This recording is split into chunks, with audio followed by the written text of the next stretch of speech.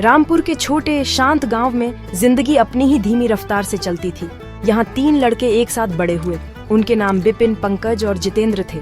वे सिर्फ दोस्त नहीं थे, वे भाइयों जैसे थे। पूरे गांव में उनका रिश्ता मशहूर था। वे सब कुछ साथ करते थे। गर्मियों में सबसे ऊंचे आम के पेड़ों पर चढ़ने से लेकर गर्म दोपहर में ठंडी नदी में तैरने तक उनकी हंसी खेतों और तंग गलियों में गूंजती थी। उनकी दोस्ती एक सीधी सादी पवित्र चीज थी। यह शेयर किए गए सपनों और अनगिनत छोटे एडवेंचर पर बनी थी। उन्होंने एक दूसरे से वादा किया था कि चाहे जिंदगी उन्हें कहीं भी ले जाए, वे हमेशा साथ रहेंगे। उनके दिन सीधे सादे और खुशी से भरे थे। वे अक्सर गांव के किनारे बरगद के पुराने पेड़ के नीचे घंटों बैठे बातें करते थे। वे अपने फ्यूचर, अपनी छोटी चिंताओं और अपने बड़े सपनों के बारे में बात करते थे। पंकज आर्मी में जाना चाहता था। जितेंद्र गांव के बाजार में अपनी दुकान खोलने का सपना देखता था। बिपिन, जो तीनों में सबसे शांत था, टीचर बनना चाहता था। उन्होंने एक दूसरे के सपनों को बिना किसी सवाल के सपोर्ट किया। एक दूसरे पर उनका भरोसा पक्का था। अगर कोई मुसीबत में होता तो दूसरे दोनों तुरंत पहुंच जाते। यह उनकी दोस्ती की नींव थी, बरगद के पेड़ की तरह मजबूत और गहरी, जिसे वे बहुत पसंद करते थे। गांव वाले उन्हें एक साथ देखकर अक्सर मुस्कुराते थे। वे सच्ची दोस्ती का प्रतीक थे। हरि अंकल, जिनकी मिठाई की दुकान थी, उन्हें हमेशा एक्स्ट्रा जलेबियां देते थे। वे कहते थे, तुम्हारी जैसी दोस्ती बहुत कम मिलती है, इसे संजो कर रखो। और उन्होंने ऐसा ही किया। उन्होंने सब कुछ शेयर किया, स्कूल में अपने लंच बॉक्स से लेकर देर रात फुसफुसाए गए सीक्रेट तक। उन्हें लगता था कि कोई भी चीज उनके बीच नहीं आ सकती। उनकी दुनिया छोटी थी लेकिन पूरी थी। यह एक ऐसी दुनिया थी जहां लॉयल्टी और दोस्ती सबसे कीमती खजाना थे। और उन्हें लगता था कि वे दुनिया के सबसे अमीर लड़के हैं क्योंकि उनके पास एक दूसरे थे। इस रिश्ते को छोटी छोटी चीजों से टेस्ट किया गया था, जैसे क्रिकेट के खेल को लेकर बहस या गन्ने के टुकड़े का बड़ा हिस्सा किसे मिला। लेकिन ये असहमति ज्यादा देर तक नहीं चलती थी। सूर्यास्त तक वे हमेशा फिर से साथ होते थे। कुछ घंटे पहले जिस बात पर वे गुस्सा हुए थे, उसी पर हंस रहे होते थे। उनका कनेक्शन किसी भी बेवकूफी भरी लड़ाई से ज्यादा गहरा था। ये एक वादा था जो शब्दों से नहीं बल्कि हजारों शेयर किए गए पलों से बना था। वे बिपिन, पंकज और जितेंद्र थे। वे एक यूनिट थे। उन्हें लगता था कि उनकी दोस्ती एक किला है जो किसी भी तूफान का सामना करने के लिए काफी मजबूत है। उन्हें क्या पता था, एक हल्की हवा आने वाली थी और उनके किले की दीवारों को टेस्ट करने वाली थी। एक दिन रामपुर में कुछ बदल गया। मंदिर के पास वाले पुराने घर में एक नया परिवार रहने आया। उनके साथ उनकी बेटी राधा भी थी। वह गांव के स्कूल मास्टर की भतीजी थी और वह अपनी पढ़ाई जारी रखने के लिए अपने चाचा के साथ रहने आई थी। उसका आना एक शांत घटना थी, लेकिन यह किसी का ध्यान नहीं गया, खासकर बिपिन, पंकज और जितेंद्र का। राधा गांव की दूसरी लड़कियों से अलग थी। वह अक्सर हाथ में किताब लिए दिखती थी। उसकी आंखों में जिज्ञासा और एक शांत दृढ़ता थी। उसकी मुस्कान प्यारी थी और उसका स्वभाव सम्मानजनक था, जिसने जल्दी ही गांव के बड़ों का प्यार जीत लिया। तीनों दोस्तों के लिए राधा की मौजूदगी एक नई और भ्रमित करने वाली भावना थी। उनमें से हर एक उसे दूर से पसंद करने लगा था। बिपिन को किताबों के लिए उसका प्यार और उसकी शांत बुद्धिमत्ता पसंद आई। पंकज को उसका कॉन्फिडेंस और जिस खूबसूरत तरीके से वह रहती थी वह पसंद आया। जितेंद्र को उसकी प्यारी मुस्कान और जिस विनम्र तरीके से वह सभी से बात करती थी वह पसंद आया। तीनों दोस्तों के बीच एक अजीब सी चुप्पी बढ़ने लगी। वे अभी भी साथ समय बिताते थे, लेकिन आसान बातचीत अब अनकही बातों से भरी थी। हर कोई राधा को पसंद करता था, लेकिन उनमें से किसी में भी दूसरों को ये बताने की हिम्मत नहीं थी, इस डर से कि इससे उनकी दोस्ती पर क्या असर पड़ सकता है। लड़के स्कूल मास्टर के घर के पास रहने के बहाने ढूंढने लगे। पंकज कुएं से पानी लाने में मदद करने की पेशकश करता। जितेंद्र को अचानक पास के खेतों में काम मिल जाता। बिपिन उसके घर के पास से गुजरता, इस उम्मीद में कि उसे पोर्च पर पढ़ते हुए देख सके। वे सब एक ही नाव में थे, भावनाओं के एक ही गुप्त सागर में तैर रहे थे, लेकिन वे दिखावा करते थे कि वे अलग अलग यात्राओं पर थे। जो दोस्ती कभी सब कुछ शेयर करने के बारे में थी, अब उसके केंद्र में एक बड़ा रहस्य था। यह रहस्य भले ही अनकहा था, भारी था, और इसने उनके बीच की गतिशीलता को उन तरीकों से बदलना शुरू कर दिया था जिन्हें वे अभी तक नहीं समझते थे। यह नई भावना ऐसी थी जिसका उन्होंने पहले कभी अनुभव नहीं किया था।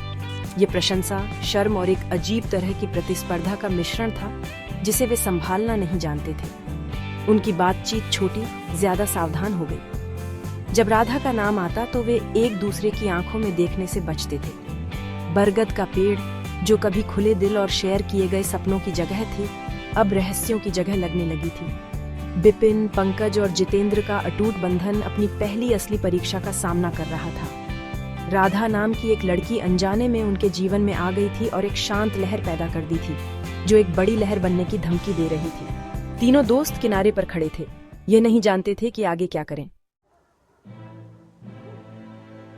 जैसे जैसे दिन हफ्तों में बदलते गए, बिपिन अपनी भावनाओं को अब और अपने तक नहीं रख सका। वह एक सीधा सादा लड़का था जिसका दिल सीधा सादा था, और उसके रहस्य का बोझ बहुत ज्यादा होता जा रहा था। एक दोपहर उसने सारी हिम्मत जुटाई।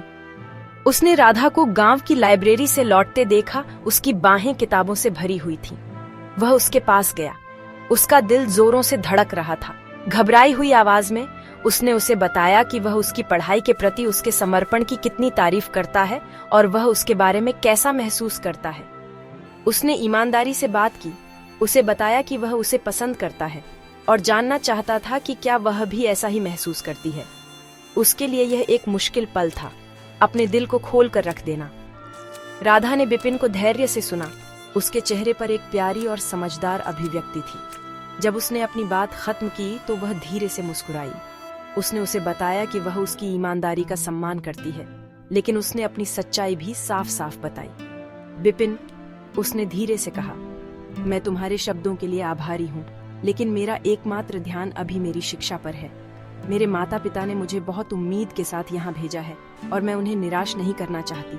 मैं तुम्हें एक अच्छा दोस्त मानती हूँ, लेकिन मैं इस समय किसी और चीज के बारे में नहीं सोच सकती। उसका इनकार कड़वा नहीं था, वह दृढ़ और गरिमापूर्ण था। बिपिन निराश था, लेकिन वह समझ गया। उसने उसकी ईमानदारी के लिए उसे धन्यवाद दिया और भारी मन से चला गया। समस्या यह थी कि बिपिन की राधा से बातचीत ज्यादा देर तक गुप्त नहीं रही। पंकज और जितेंद्र, जो राधा को भी देख रहे थे, को जल्द ही पता चल गया। उन्हें धोखा महसूस हुआ।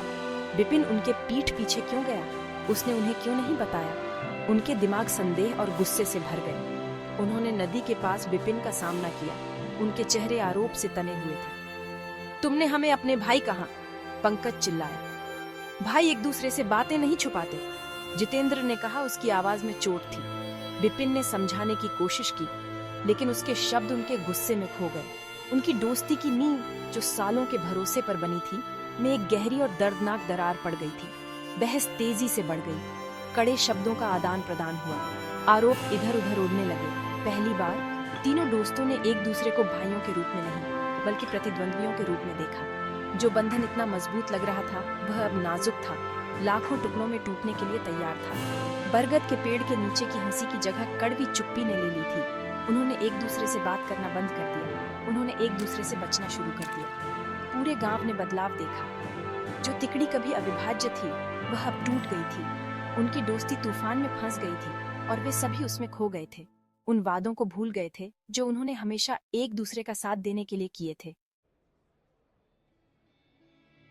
लड़कों के झगड़े की खबर गांव में जंगल की आग की तरह फैल गई। बड़े बुजुर्ग, जिन्होंने उन्हें बड़े होते देखा था, उन्हें इतना बंटा हुआ देखकर दुखी थे।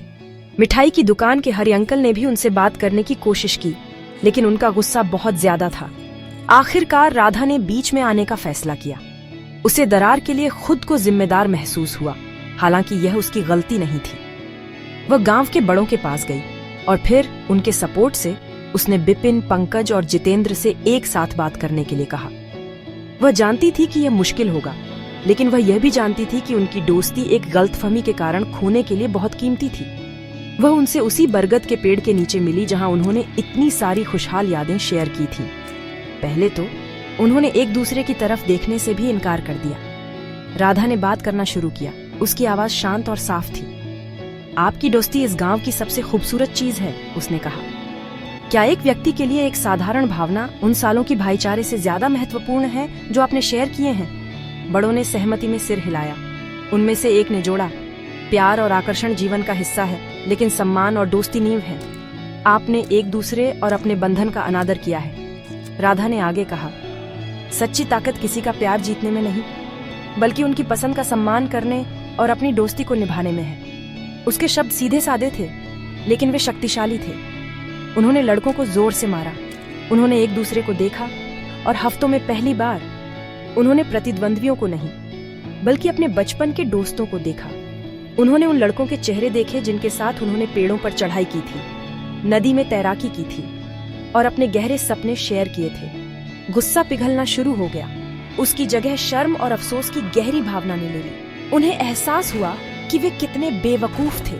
उन्होंने ईर्ष्या को उन्हें अंधा करने और कुछ सचमुच खास चीज को नष्ट करने दिया था। वे सबसे महत्वपूर्ण सबक भूल गए थे कि दोस्ती के लिए ईमानदारी, समझ और सबसे बढ़कर एक दूसरे के लिए सम्मान की जरूरत होती है। आंखों में आंसू लिए तीनों दोस्त आखिरकार एक दूसरे की तरफ मुड़े। पंकज सबसे पहले बोला, सॉरी। उसने विपिन से फुसफुसाया। जितेंद्र ने सिर हिलाया, मैं भी, हम गलत थे। विपिन ने अपने दोस्तों को देखा। उसका दिल राहत से भर गया। मुझे तुम दोनों से पहले बात करनी चाहिए थी, उसने स्वीकार किया। उसी पल उनकी दोस्ती की दरार ठीक होने लगी। वे खड़े हुए और एक दूसरे को गले लगाया। एक लंबा भावनात्मक आलिंगन जिसने सारी कड़वाहट धो दी। उन्होंने उस दिन एक कीमती सबक सीखा। उन्होंने सीखा कि प्यार क्षणभंगुर हो सकता है, लेकिन सच्ची दोस्ती जब सम्मान और समझ के साथ पोषित की जाती है तो जीवन भर रह सकती है। उनका बंधन बहाल हो गया, अब पहले से कहीं ज्यादा मजबूत और समझदार।